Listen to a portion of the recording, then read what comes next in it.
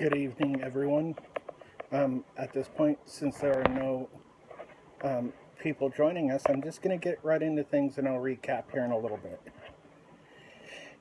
bit.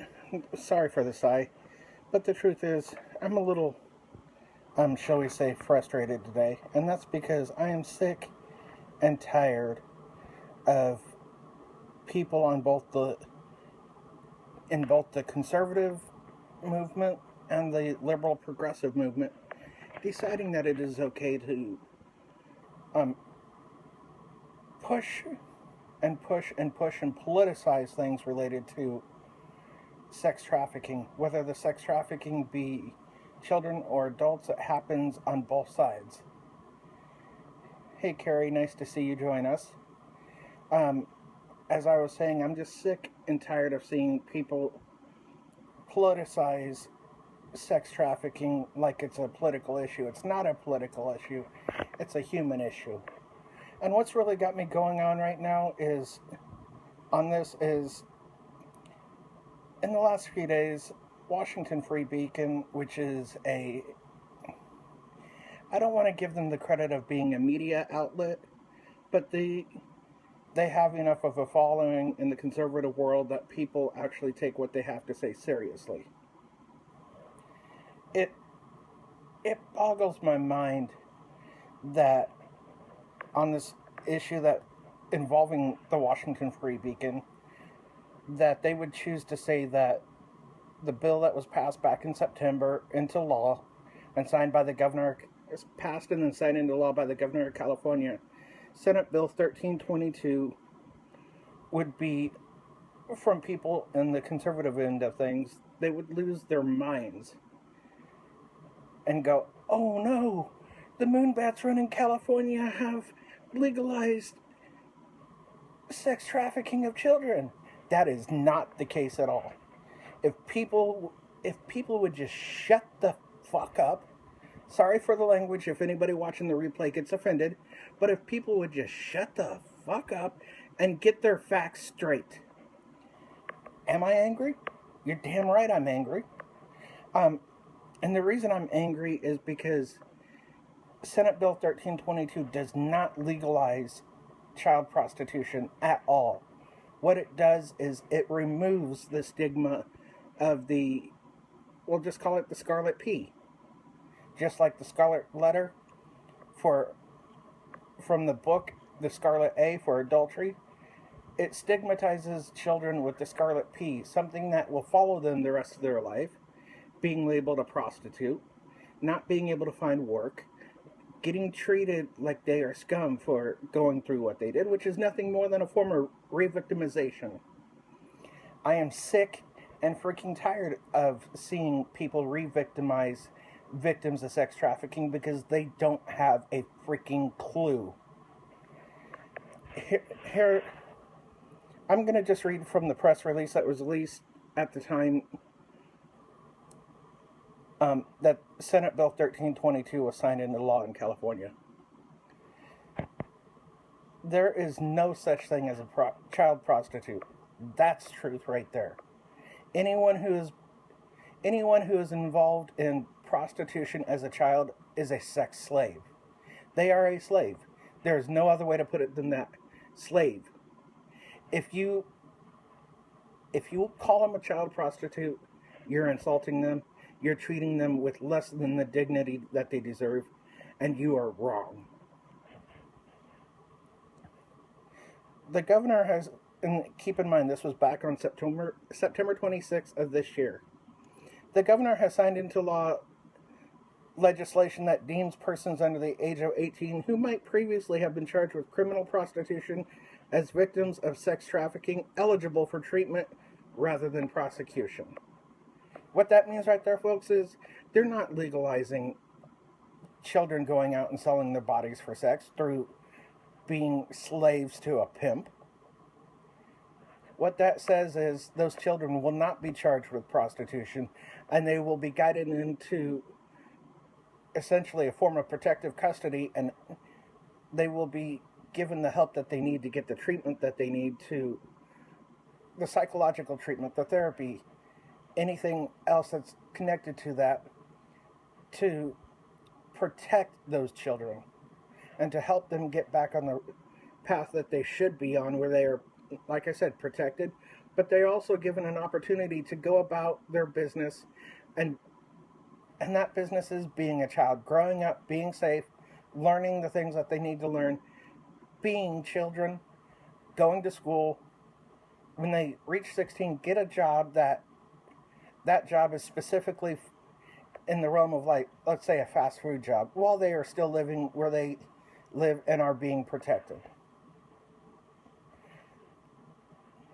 The law is supposed to protect vulnerable children from adult abuse, yet we brand kids enmeshed in sex for pay with a Scarlet P. Again, that Scarlet P prostitute, that's where I got it from.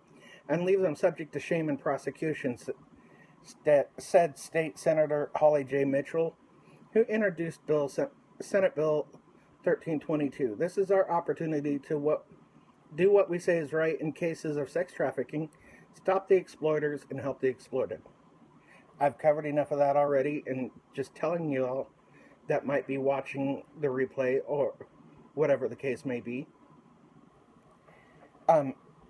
about what this bill does.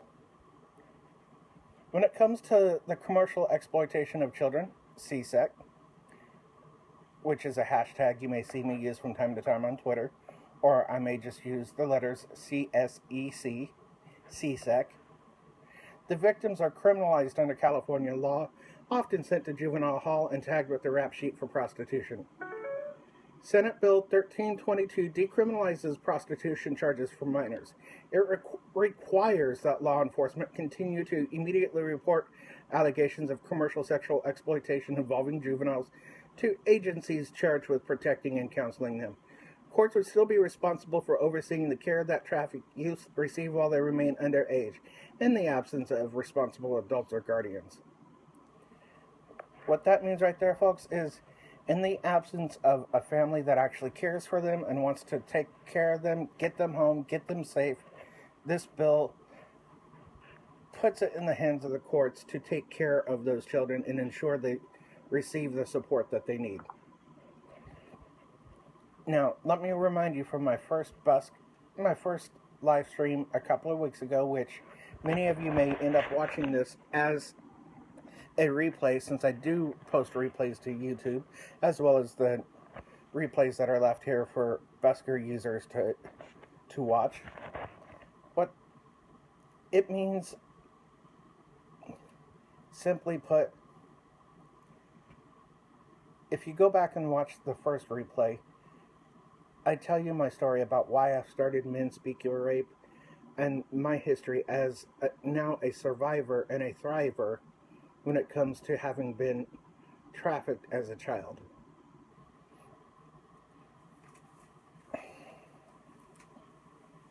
I'm sorry, you guys, I'm just very angry right now because this is an issue that should never have been politicized in the first place.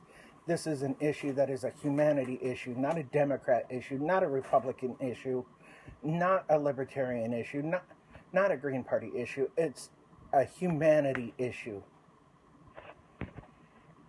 It's a humanity issue because human beings, quite honestly, human beings deserve better than this. Human beings deserve to be treated with respect. And for people that are coming in, that are watching live at this point, let me tell you right now, if you're going to be disrespectful, if you're going to be rude, if you're going to curse at me, if you're going to do anything of that nature, I will not hesitate to block you immediately. Because this is not the place for that. This is not the place for bullies, trolls, whatever you want to call them. This is a place for me to talk about sex trafficking of children.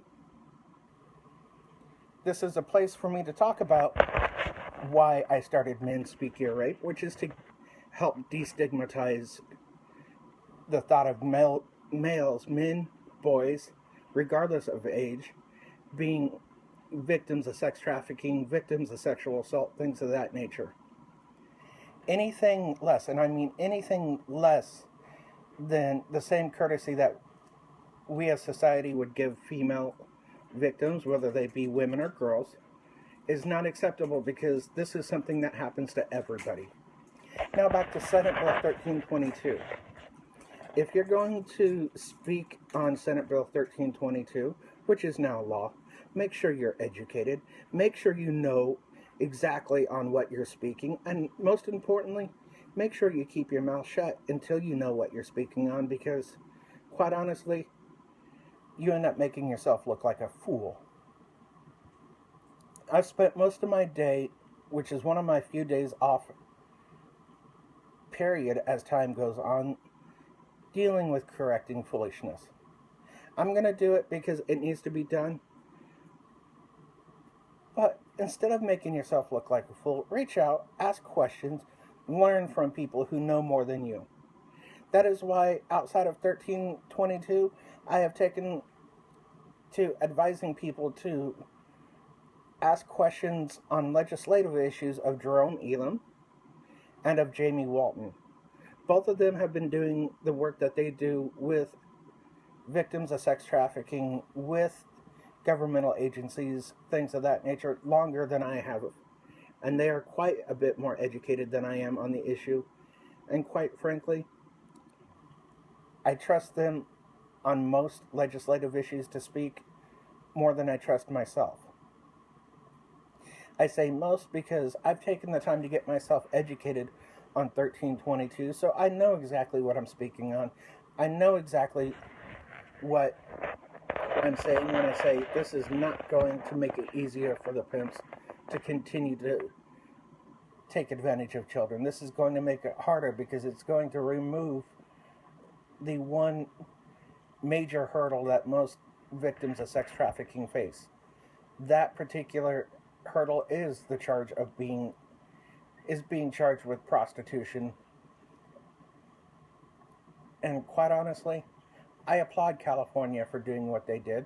I applaud California for actually doing something instead of just continuing to give lip service like many states and many people in Congress have done. California, Florida, and members of Congress are getting it right while the rest of the country is still getting it wrong. I do these live streams to educate. I do these live streams to inform you, whoever is watching, whether it be live or replay when I do one of these, to help you to understand better so that you can get out there and make a difference too. Because until you speak up in your community, until you speak up in your cities, your state, until we come together as a nation and we push forward for new legislation to take care of victims of sex trafficking, not much is going to change beyond what has already been done. And that's unacceptable to me.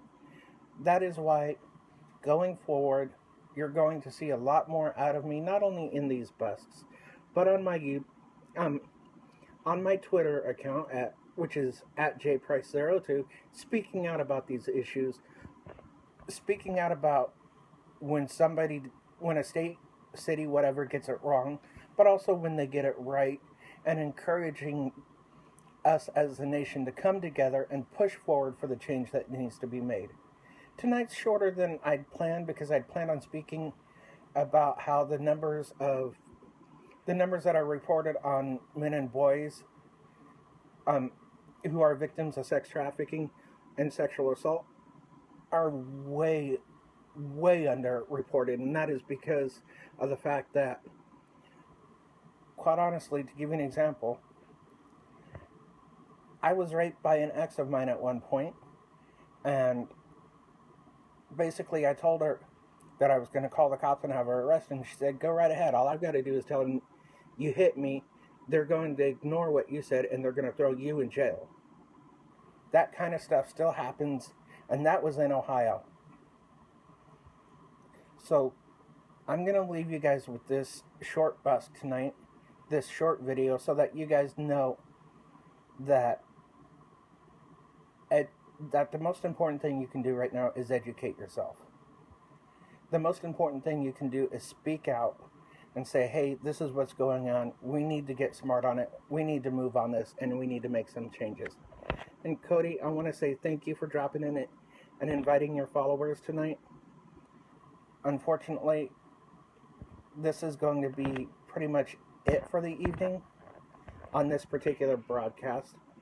But keep a watch out for future ones, whether you're watching live like Cody is, or you're watching the replay.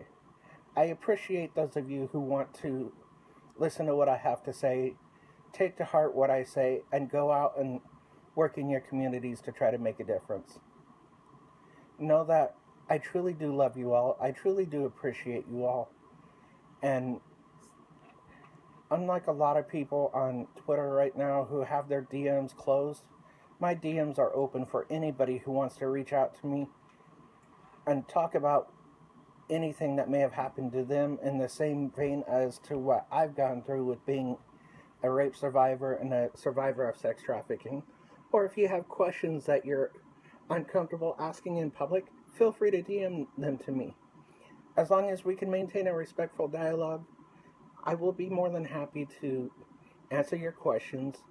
I will be more than happy to communicate with you however you need me to and help you to better understand. If you're a victim and you're trying to get away, reach out to me. I will help you find the services that you can in your area to get you out of the danger that you're in and get you away from your abusers. I love you all, and I will talk with you again soon.